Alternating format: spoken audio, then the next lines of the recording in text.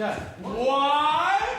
Because we love making movies! Tarantino is the kind of guy who'll call a box office bomb a masterpiece and then turn around and trash a beloved classic. And one of his favorite punching bags is the Towering Inferno.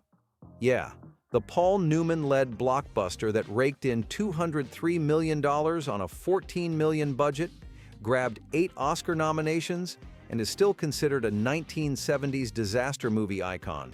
But Tarantino thinks it's awful. He once said something like, "I watched The Towering Inferno again recently, and it's shocking how awful that movie is." And it got nominated for Best Picture. And while he's clearly not a fan, here's where it gets interesting. Paul Newman himself didn't entirely disagree. Newman called it a junk movie, but not in the way you'd think. To him, that was almost a compliment. It was big, loud, and flashy, designed to thrill audiences without making them think too hard.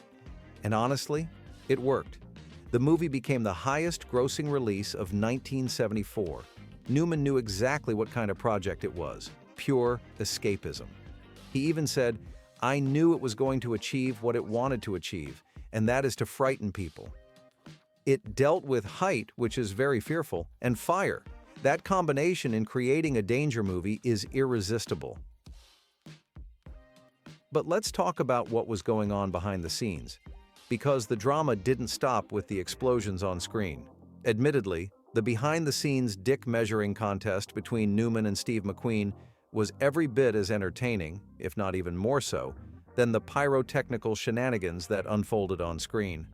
They argued over who got more lines, whose name appeared first in the credits, you name it. It's the kind of ego clash you almost wish they'd filmed, because it was probably just as entertaining as the movie itself. Despite all that, The Towering Inferno became a phenomenon. Sure, it's over the top, and yeah, it's cheesy in parts, but it's also exactly what it set out to be: a spectacle. Newman admitted it wasn't his best work, but he also knew it didn't need to be. "It's a very distinguished junk movie," he said. And honestly, who can argue with that? Now, does the movie deserve all the hate Tarantino throws at it? That's up to you. But if nothing else, The Towering Inferno is proof that even a junk movie can become a classic when you've got the right mix of star power, pyrotechnics, and pure chaos.